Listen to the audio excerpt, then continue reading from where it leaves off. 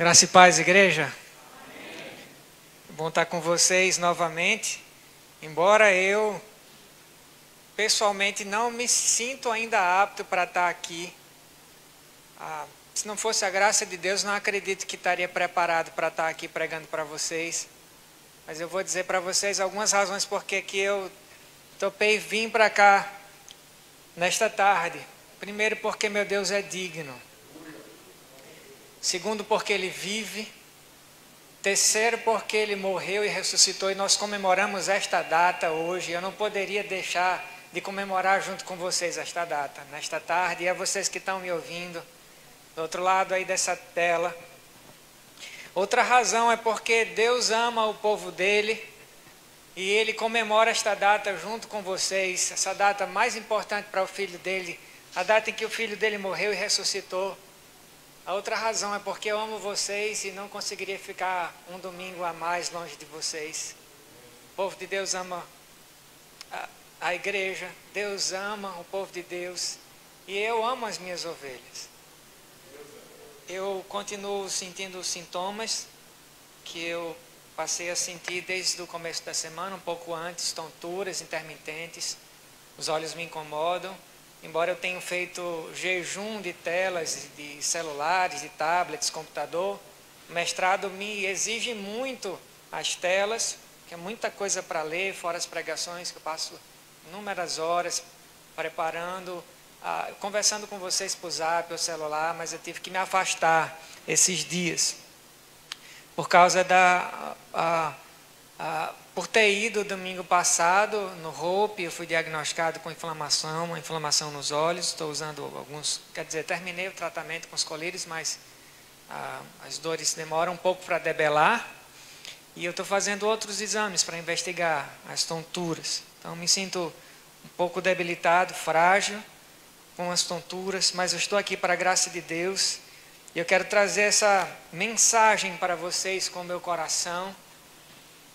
Uma mensagem que eu já tinha preparado desde o começo da semana, estava aqui em stand-by, e eu creio que Deus vai falar com vocês assim como falou comigo, que chegue a todos os corações que essa mensagem tem que atingir em nome de Jesus, que plante a semente que precisa plantar e que traga todos os resultados que Deus quer trazer para a honra e glória do nome dEle.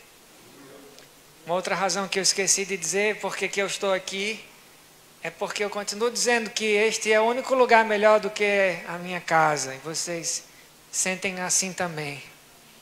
Eu tenho certeza que sim. Feche os seus olhos, vamos orar. Vamos pedir a presença de Deus. Manifesta de outras formas, se Ele quiser. Manifesta com cura. Eu sou um dos que precisa de cura física. Talvez você precise também. Manifesta de todas as formas, quando o Espírito Santo de Deus está na casa dele, ele tem a palavra de ordem e vocês estão acostumados a testemunhar as maravilhas que Deus faz no meio do povo dele. Senhor, muito obrigado, Pai, pela tua manifestação nesta casa até então, através dos louvores do teu povo. Em nome de Jesus, me usa agora com a ministração da tua palavra, em toda a expressão do teu poder que a palavra traz, pela santificação que ela vincula, meu Deus, por tudo que ela é capaz de gerar no coração humano. Ela dá vida e o Senhor promete vida em abundância para o teu povo. Eu estou aqui entregue às tuas influências, e quem veio a esta casa fisicamente ou veio em espírito e está do outro lado da tela esperando a tua voz, que, Senhor, encontrem alento, que encontrem esperança, encorajamento, que encontrem novidade de vida, de espírito, meu Deus. Que encontrem renovo, santificação, perdão, nesta data tão especial que a gente comemora, que é a morte e ressurreição do teu Filho, Deus. Obrigado, Senhor, pelos ares que a gente respira na tua casa. Áreas de novidade, faz algo novo, tu estás aqui, Senhor, e quando o Senhor está num lugar, qualquer coisa pode acontecer. Eu sei que o teu povo também ora por mim, assim como eu oro por eles, eu torço por eles, oro por eles, luto por eles, estou aqui por eles e pelo Senhor. Só estou aqui pelo Senhor e pela tua casa, Senhor, porque eu amo o Senhor e amo a tua casa. O Senhor é maior do que eu.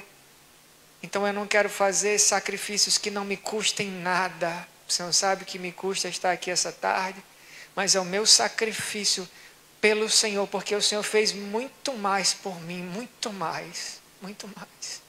E o Senhor merece. Obrigado, Jesus, em nome de Jesus, amém. 24 anos é muito tempo, muito tempo. É muito tempo para alguém estar preso, você concorda, sim ou não? É muito tempo para você estar preso numa situação. Estou preso numa situação há pouco mais de uma semana, gente, já não aguento mais. Só Deus é quem sabe. 24 anos para alguém estar preso numa cadeia de verdade, num presídio, é muito tempo. Principalmente por um crime que você não cometeu.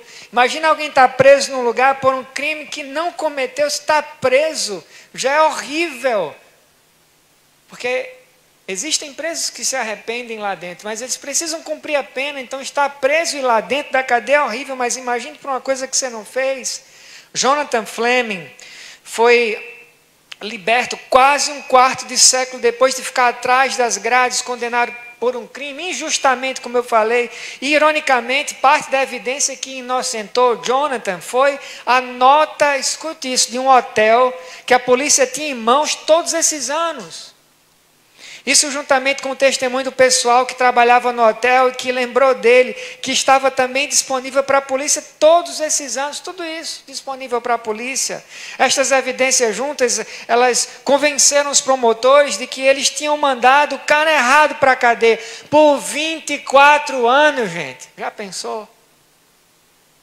Talvez você já tenha assistido a um filme de alguém que foi condenado injustamente. Deixa eu perguntar, levante sua mão se você já assistiu a um filme de alguém que foi condenado, talvez 24 anos, meio século ou mais, e depois liberto. Mas aí a vida já passou, mais do que a metade. Mergulhada num misto de sentimentos indecifráveis, a mãe de Jonathan, Patricia Fleming, de 72 anos, com o rosto lavado em lágrimas, diz assim: eu tenho esperado por isso.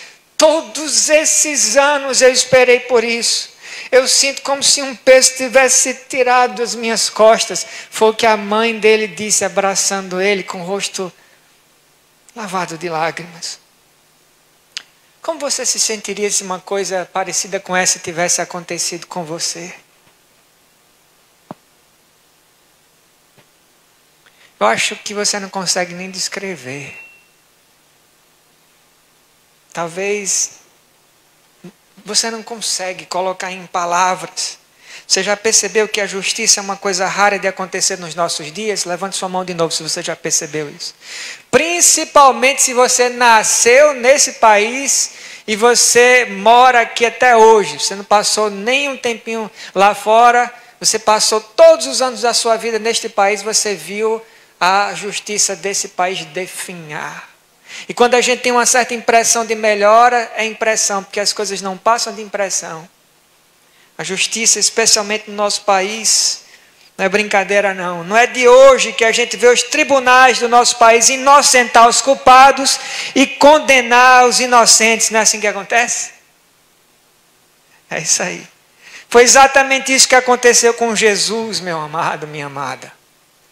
Há 2000 anos, apesar dele não ter cometido crime nenhum, ele não machucou ninguém, muito pelo contrário, apesar dele só ter feito o bem, a lei romana, juntamente com os líderes judeus da época, o sentenciaram à morte, jogaram ele no tribunal, depois para outro, depois torturaram Jesus com cuspes, com xingamentos, com chicotadas, com bofetadas, com tudo isso. E por fim ele foi crucificado do jeitinho que eles queriam. Os judeus, os romanos queriam crucificar o nosso mestre e eles conseguiram. Pois é. Não poucas vezes tribunais cometem erros. Jesus morreu a morte de um criminoso pendurado numa cruz entre dois criminosos. Lembram disso? Dois criminosos, mas o nosso Jesus, ele não cometeu crime nenhum. Aí é que está. Quando o profeta Isaías descreve a morte de Jesus, ele destaca a forma como Jesus reagiu às falsas acusações. Ele mostra que ninguém se voluntariou para tentar ajudar Jesus e que até o funeral de Jesus, gente, testifica o modo como trataram Jesus injustamente. A passagem que a gente vai ler agora deveria colocar a gente de joelho, literalmente ao lado da nossa cama, todos os dias de joelhos em gratidão pelo que Jesus, servo sofredor, fez por mim e por você. Ele teve que encarar toda essa dor, toda essa injustiça para a nossa salvação. Jesus, o servo sofredor. Esse é o tema da mensagem para você nesta noite, se você quer anotar no seu celular, se você quer anotar na sua Bíblia, se você quer guardar no seu coração, se tem uma boa memória. Jesus, o servo sofredor. Eu vou repetir, é o tema da nossa mensagem. A mensagem de Deus para você nesta noite. Eu quero convidar você para abrir a sua Bíblia no livro de Isaías 53. Isaías 53, nós vamos ler apenas 2 versos, versos 7 e 8 do profeta Isaías. O verso 7 e também o verso 8 diz assim, escute com atenção o que diz a santa e santificadora palavra de Deus. Ele foi oprimido e ele foi humilhado. Escute, a gente está falando de Jesus, não é isso? Você se sente oprimido e humilhado por tantas coisas e tantas vezes. Jesus foi oprimido e foi humilhado, mas ele não abriu a boca, talvez diferente de mim, de você que abre a boca a qualquer menor sinal de dor. Ele foi oprimido, ele foi humilhado, ele não abriu a boca. Como cordeiro foi levado ao matador e como ovelha muda perante os seus tosqueadores, ele não abriu a boca. Por juízo opressor foi arrebatado e de sua linhagem, quem dela cogitou? Porquanto foi cortado da terra dos viventes, por causa da transgressão do meu povo, ele foi ferido. Estamos falando de Jesus, Jesus, o servo sofredor.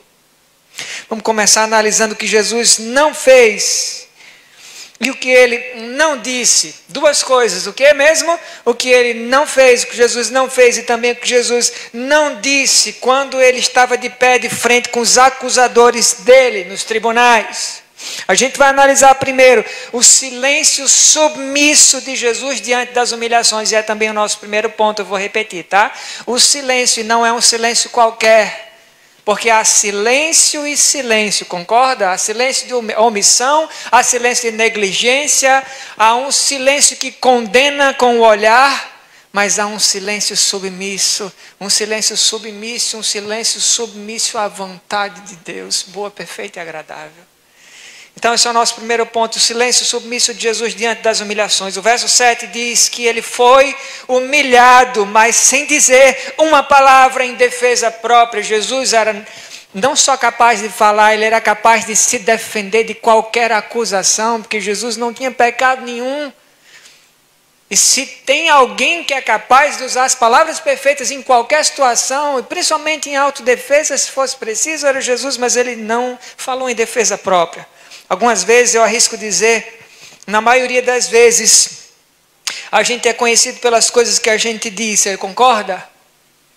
Você concorda com isso? Na maioria das vezes a gente é conhecido, ou a gente se dá a conhecer, ou a gente conhece os outros pelas coisas que a gente ouve deles, ou pelas coisas que a gente fala para essas pessoas a gente é conhecido. Mas outras vezes a gente é conhecido pelo que a gente não diz. Jesus foi conhecido pelas 2 coisas, pelas coisas que ele falou e pelas coisas também que ele escolheu por vontade soberana não dizer.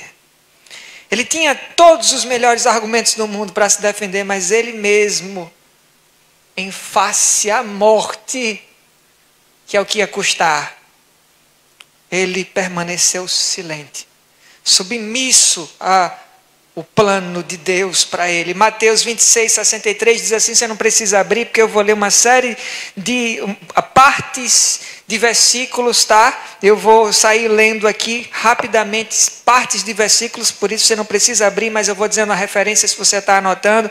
Escute, Mateus 26, 63 diz assim, Jesus, porém, guardou silêncio, é parte do versículo. Jesus guardou silêncio. Mateus 27, 12 diz, e sendo acusado pelos principais sacerdotes e pelos anciãos, nada respondeu. Marcos 14, 61 diz assim, nada respondeu. Marcos 15:5 diz: Jesus, porém, não respondeu palavra, a ponto de Pilatos muito se admirar. Pilatos ficou sem saber o porquê que Jesus era tão benquisto, sábio, mestre, nunca faltou palavras a Jesus. Aliás, Jesus era muito conhecido por ser sábio, por sempre ter a palavra precisa na hora certa. E Pilatos não entendeu porque que nesse momento, quando ele podia dizer qualquer coisa em defesa própria, ele não falou nada. Pilatos se admirou, diz Marcos 15:5. Algumas vezes você se torna conhecido pelo que você não diz. Com certeza eu estou falando para alguém nesta tarde. Algumas vezes, por isso que eu vou repetir, caso você não tenha pego essa deixa, esse recado do céu, nesta frase, algumas vezes você é reconhecido pelo que você não diz. Quando Jesus ficou de pé de frente com Pilatos e Caifás, ele não tentou se explicar, ele não tentou se defender. Para Caifás não iria importar o que Jesus dissesse, porque Caifás estava com a ideia preconcebida, estava com a cabeça feita. Ele queria matar Jesus de todo jeito, mas no caso de Pilatos era diferente. Pilatos estava sem entender a situação, ele não tinha nada contra Jesus. Mas o incrível de tudo é que Jesus não entra em debate com Pilatos. Jesus não tenta forçar Pilatos a fazer nada. Aliás, Jesus nem precisava falar para virar o jogo, não é verdade? Jesus não precisa nem estalar o dedo, nem falar nada. Basta que ele quisesse, tudo seria feito diferente. Então, interessante. Jesus não quis tentar fazer Pilatos mudar o jogo, de um jeito que Pilatos tem que tomar uma decisão própria. Jesus deixou a decisão por conta de Pilatos, Em 1 Pedro, agora eu queria que você anotasse. É um dos versos que você pode e deve ficar ruminando em casa durante a semana. Um daqueles versos que eu recomendo em minhas mensagens que você reflita em casa. 1 Pedro 2, do 21 ao 23, diz assim. Se você quiser abrir, abra comigo, eu vou esperar você abrir, porque é um verso, como eu falei, que você vai ficar refletindo nele durante a semana, assim eu espero. 1 Pedro 2, verso 21 e 23. Para achar mais fácil, vá no finalzinho da Bíblia, volte um pouquinho, dê a marcha ré, volte um pouquinho, e você logo vai encontrar.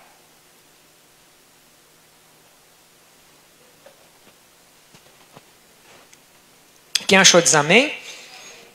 1 Pedro 2, versos 21 e 23. Pedro escreve para os cristãos do primeiro século, perseguidos por causa da fé deles. Só estou dando o contexto da carta para você que não lembra. Aqui Pedro deixa um exemplo sobre o que você deve fazer quando você for atacado pela sua fé. Levante sua mão se você já foi atacado pela sua fé em mídia social, por colegas, por familiares, em qualquer situação. Alguém já foi? Eu estou levantando porque eu já fui várias vezes. Várias vezes. Algumas pessoas até disseram. Algumas pessoas são mais ousadas e dizem na sua cara. Né? Esse negócio de crente, ou frases parecidas. Então, esse é um exemplo que Pedro deixa para você, que você deve pôr em prática quando você for atacado, ou você perceber que está sendo atacado por causa da sua fé, por causa da atitude que você está tendo, parecida com a atitude que Jesus teria no seu lugar. Ele diz assim, olha, porquanto para isto mesmo fostes chamados. Foi para isso que você foi chamado, meu amado.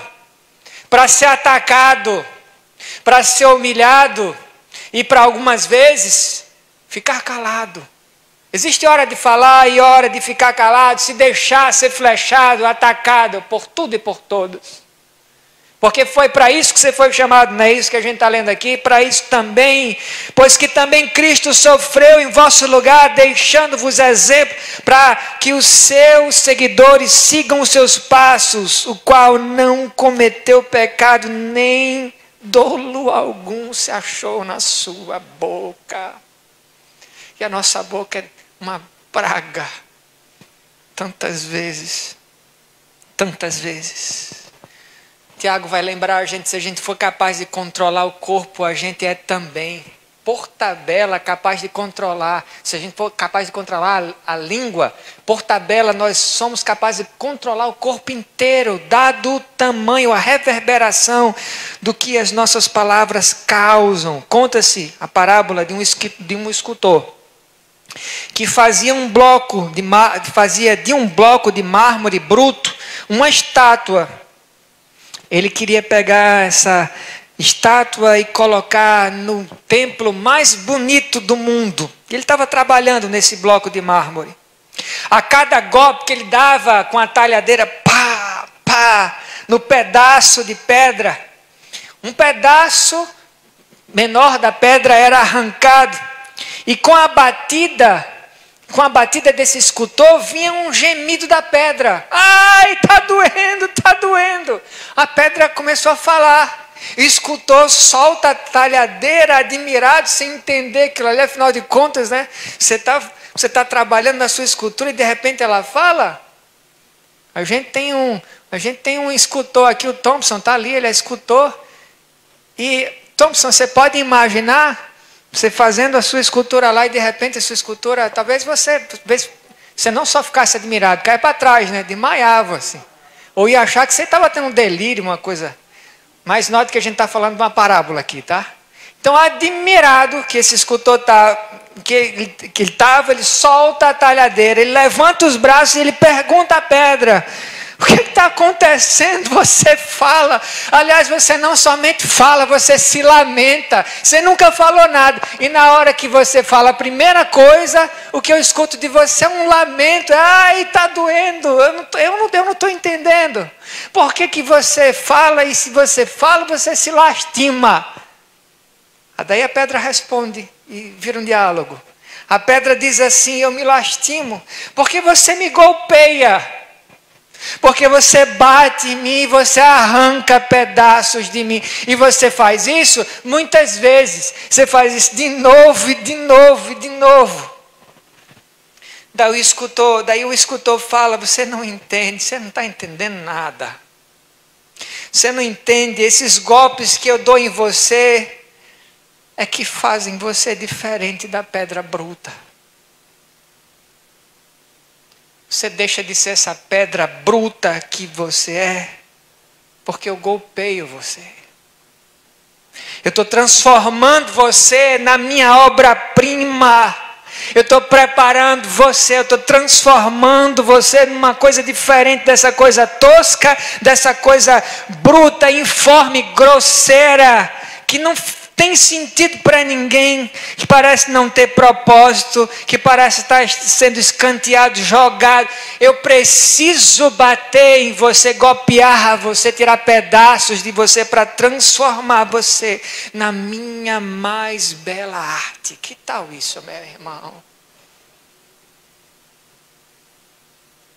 Eu estou falando como quem está sendo golpeado e sem entender nada. A gente está doente e a gente fica procurando um bocado de motivo, é ou não é? Senhor, se eu pequei, pelo amor de Deus, está aqui quem quer se arrepender, não é para ficar curado, não. Primeiro, porque não tem nada nessa vida que me entristece mais do que pecar e ver o meu Deus triste com isso.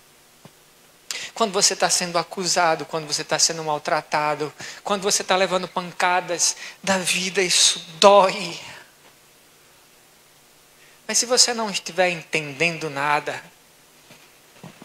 essa explicação não é tão difícil. Você precisa levar esses golpes para continuar se transformando no que Deus está transformando você. Deus está transformando você em uma coisa diferente do que você é. Você crê, meu irmão, minha irmã? Deus está transformando você em algo muito melhor do que você consegue ser capaz de se transformar sozinho. Quando é que uma pedra pode fazer qualquer coisa por ela mesma? Ah, pastor, mas você está falando de uma parábola de uma pedra. Não é diferente, meu irmão. Você tem limitações, você é homem, você é mulher. Tem coisas que você não consegue fazer por você mesmo. Você tem tentado e tentado e tentado e tentado e parece que fica girando no mesmo lugar. No mesmo lugar. Já teve essa sensação de estar girando no mesmo lugar, não indo para lugar nenhum? Você já se sentiu uma pedra imóvel? Você já se sentiu golpeado? Está de brincadeira, né, pastor? Estou sendo golpeado agora mesmo, então somos 2. Somos 3, somos 4. Sabe o que é que eu aposto? Eu aposto que somos muitos. Eu aposto que estamos sendo golpeados, valendo, talvez todos nós. Todos nós. Depois de ouvir isso, escutou. Sabe o que a pedra fez? A pedra se calou. A pedra se calou e deixou, escutou, seguir com o trabalho. Nunca mais ela se queixou, nunca mais. Porque ela olhou para frente. Ela não olhou só para o momento, ela olhou para o futuro. Ela vislumbrou o trabalho pronto. Ela viu lá na frente. Ela acreditou no que o escultor falou. Ela se viu como a obra mais bela, a obra-prima sendo colocada no templo mais bonito. Meu amado, minha amada, seja qual for o instrumento que Deus use ou permita ser usado para golpear você, isso tem um propósito maior do que você. Sabe qual é o propósito? Vou dizer para você. Você ser mais parecido com Jesus. Você ser mais parecida com o Filho de Deus. Quando ferido, Jesus não murmurou, não se vingou, não questionou. Ele permaneceu em silêncio, submisso à vontade de Deus. Quantas vezes, quando você foi golpeado, você murmurou, você questionou, você se vingou, você fez alguma coisa para equalizar? Que afinal de contas não é justo. E tem coisas que a gente passa na nossa vida e a gente merece, mas tem muitas outras que não. É injusto, não tem explicação aparente. E quando a gente se vinga, pelo menos fica empate, né? Mas Jesus não fez isso. Ele não se vingou, não questionou. Ele ficou em silêncio, submisso à vontade de Deus. E então, meu amado, minha amada, eu pergunto a você. Como você vai querer responder às feridas que você tem sofrido ultimamente? Você vai querer responder como? Como? Escute isso que você vai ouvir agora. Porque é uma máxima inatacável. Não tem como você destruir essa máxima. Tem certos provérbios, certos ditados que são fracos. Mas tem outros ditados que são fortes como montanhas. E esse é um desses. Você não vai conseguir atacá-lo. Então escute com o coração isso aqui. Você descobre no que realmente você acredita. Você diz que você acredita em Deus, no Espírito Santo, em Jesus. Mas você descobre no que você realmente acredita quando você é ferido e como você reage quando você é ferido. Eu vou falar de novo. Porque eu não quero que você esqueça. Essa é uma das coisas que, se você esquecer muita coisa dessa mensagem, você não vai esquecer isso. A forma como você reage quando você é ferido diz o quanto que você acredita no que você diz que acredita. Algumas vezes o maior teste da sua fé é o que você não faz. Olha só. É o que você escolhe não fazer. O maior teste, muitas vezes, da sua fé. Às vezes você mostra que você é um cristão melhor quando você não diz nada. Quando você não diz nada, não é só para o outro. É nem mesmo para você. Eu estou nesse dilema. Eu não estou dizendo muita coisa para muita gente. Mas é um nível mais avançado quando a gente é chamado a não dizer nada para ninguém. Ficar num silêncio submisso, sabe como é esse de Jesus? Meu amado, isso não é brincadeira não. Então da próxima vez que você for ferido, pense nessas duas frases. Pense nessas duas frases que você vai ouvir agora. Primeiro, não é sobre mim, é sobre Deus. É por isso que eu vim pregar hoje à tarde. Tem a ver comigo. É como eu falei, ele é digno. Não é sobre mim, é sobre Deus. Segunda frase. Não é sobre agora, é sobre a eternidade. A Páscoa é isso, meu amado.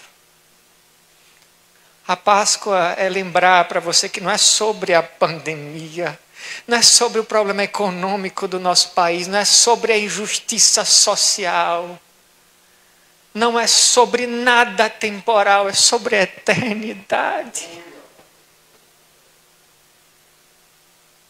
Não somente lembre disso, meu amado, ajude os outros a lembrarem também. Não é tempo de olhar para trás, não é tempo de ficar olhando só para o seu presente, porque novamente eu vou repetir, não é sobre você, é sobre Deus, não é sobre agora, é sobre a eternidade. Vamos analisar agora, segundo, é o nosso segundo ponto, a sentença injusta contra Jesus para a nossa justificação. Vou repetir, a sentença injusta contra Jesus para a nossa justificação. O verso 8 diz: por juízo opressor foi arrebatado e de sua linhagem, quem dela cogitou? Porquanto foi cortado da terra dos viventes, por causa da transgressão do meu povo, foi ele ferido. Meu irmão, minha irmã, o que Isaías está perguntando aqui, em outras palavras, é: quem protestou pela morte de Jesus? Quem foi que protestou? Ninguém, a resposta é óbvia. Quem veio defender Jesus? Alguém se levantou na defesa dele, meu irmão? Ninguém. Isaías diz aqui no verso 8 que Jesus foi cortado da terra. Literalmente, muitos jovens têm sido cortados da terra nessa pandemia, sim ou não, né? Muitos jovens, não é só idoso não, é gente com saúde, é gente com toda idade, é criança, é adolescente, mas muitos jovens estão indo nesta pandemia. Jesus tinha quantos anos quando ele morreu mesmo? 33 anos. Jesus era uma criança comparado a muitos de nós.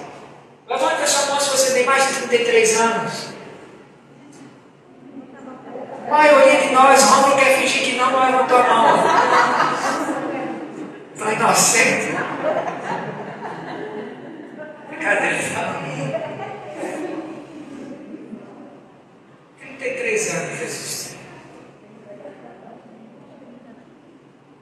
A flor da idade, não estava ele, nosso mestre.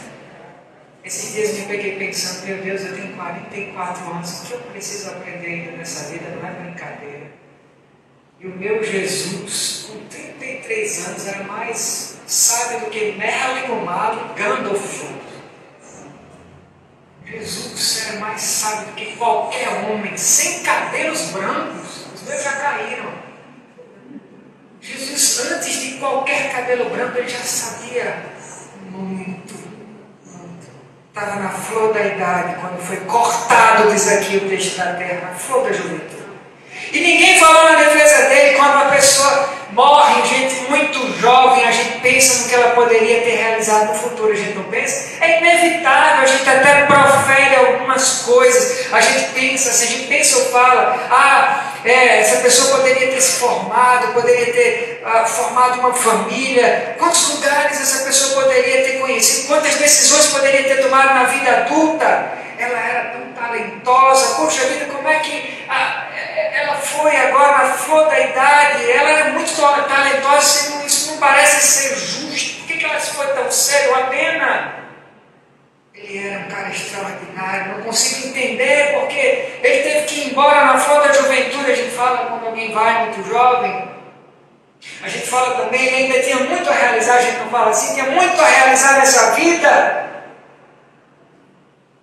E o que geralmente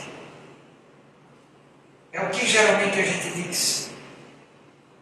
E se tem uma coisa que faz subir um frio na espinha da gente, principalmente nessa pandemia, mais de uma vez a gente pensar, já subiu esse frio na sua espinha. E se eu estiver cotado no número das pessoas que vão embora antes da pandemia passar?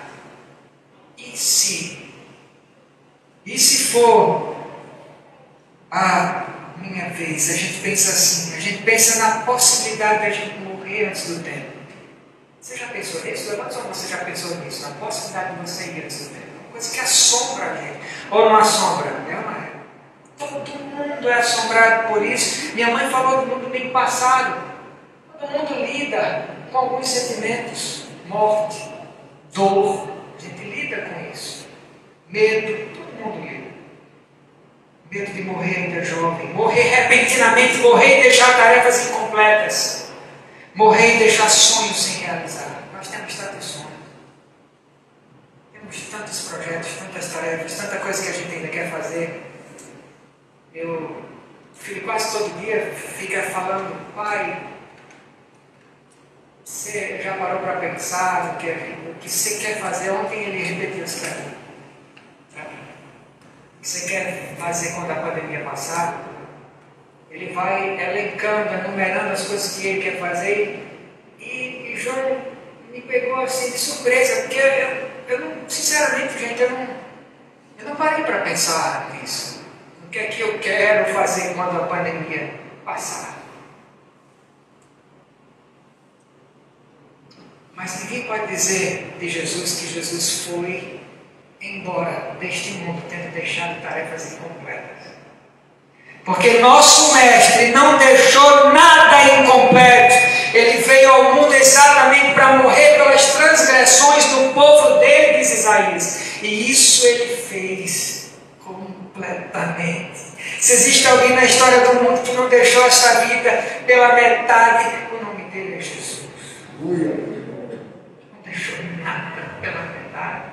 Jesus é a única pessoa que no último dia de vida ele pode dizer com absoluta confiança, ele disse assim: está consumado.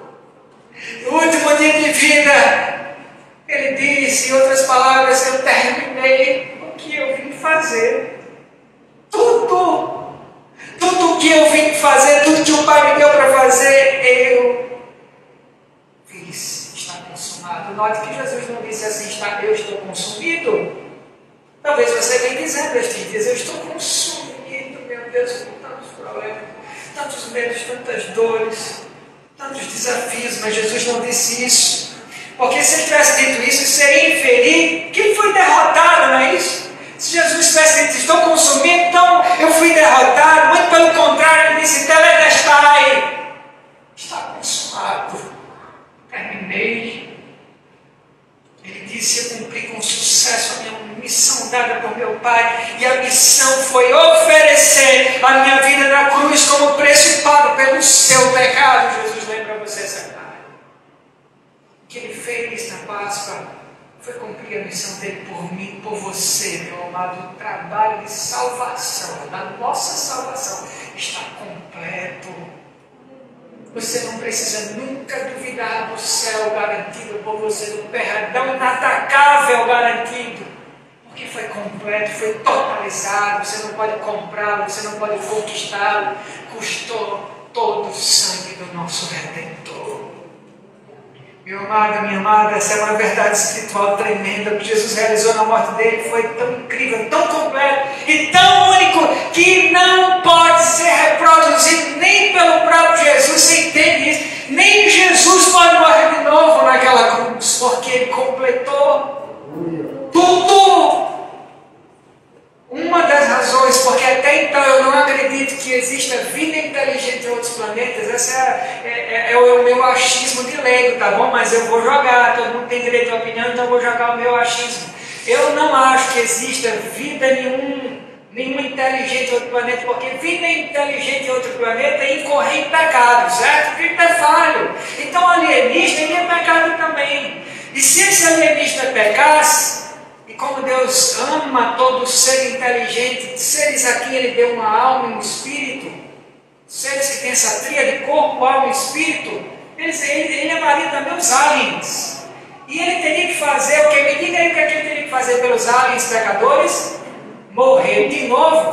Não. De novo não.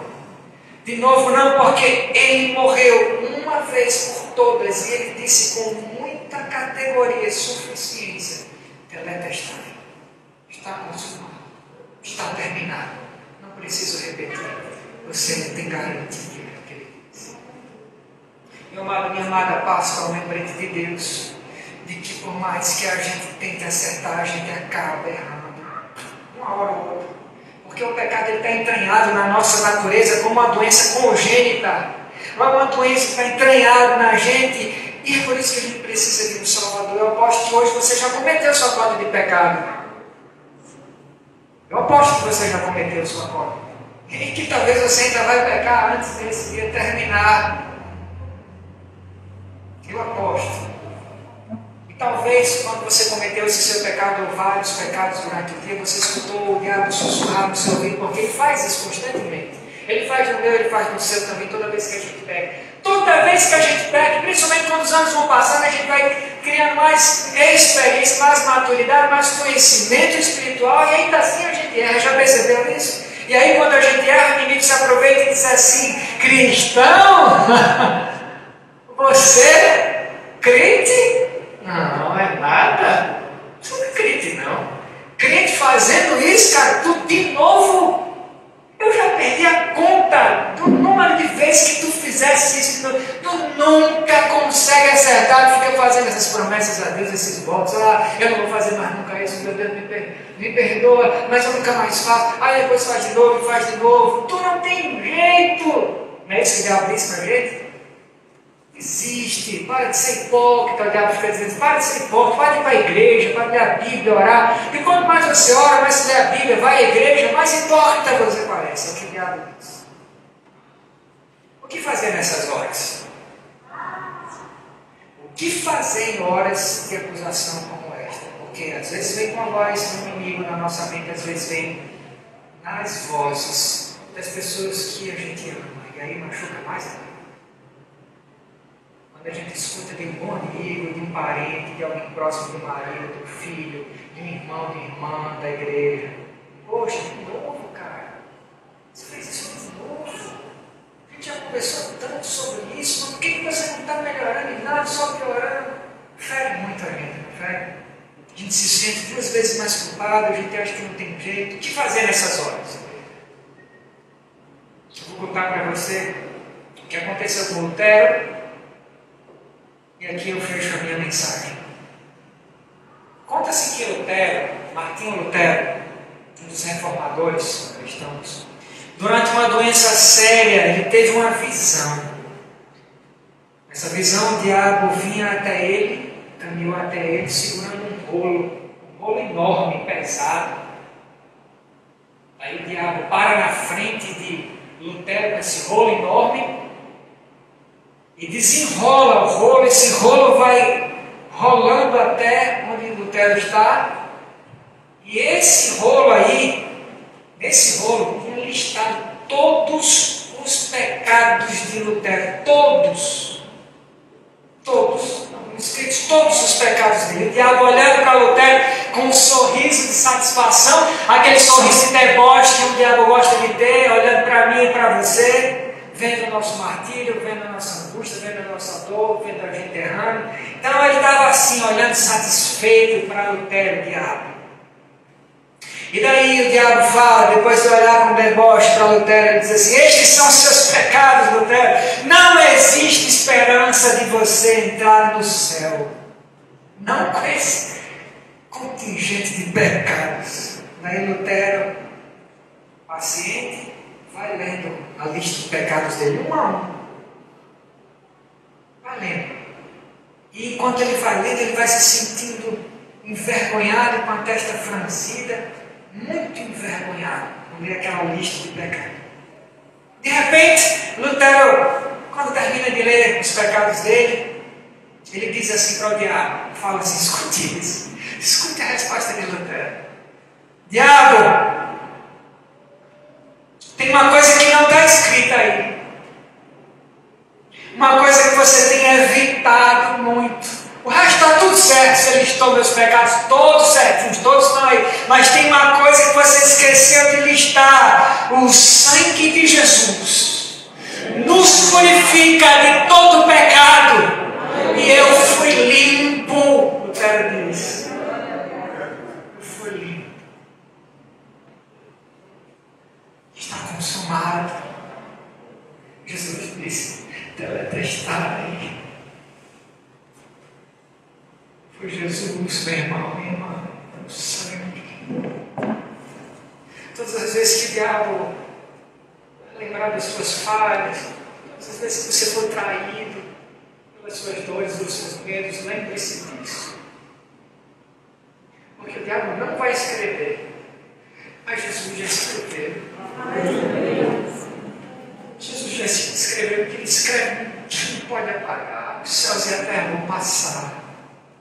Eu vou dizer uma coisa, não somente eu estou falando isso, vocês estão vendo, está próximo. Está próximo do céu e da terra passarem. Mas quando o céu e a terra passarem, disse Jesus, minhas palavras jamais vão passar. E ele continua dizendo, essa Páscoa é mais uma vez para a gente lembrar isso, que o sangue de Jesus nos purifica de todo o pecado. Então, quando eu mesmo comecei a me questionar, Senhor, será que o Senhor está querendo me punir? Me afastando das coisas que eu mais gosto de fazer. Está com vocês, comunicando com vocês, precisando de energia para fazer essas coisas. Será que eu cometi alguma coisa que está incorrendo nisso? Quando eu preparei essa mensagem, Jesus me lembrou o sangue dele, me purificou. Não tem nada que me afaste dele. Não tem nada que possa me trazer uma punição destrutiva, fatal. Que o peso que estava sobre mim foi depositado sobre o meu mestre na cruz. E ali ele disse, eu detesto ele. Feche seus olhos, vamos orar. Senhor, muito obrigado pela tua palavra. Obrigado pela energia que o Senhor me deu para transmitir. Tua palavra do povo, o Senhor sabe quanto frágil, quanto preciso do Senhor agora, mais do que muitos outros dias. Mas esses minutos aqui que foram pausos para mim. Eu quero te pedir o sangue do teu mestre, o sangue do meu mestre, Deus.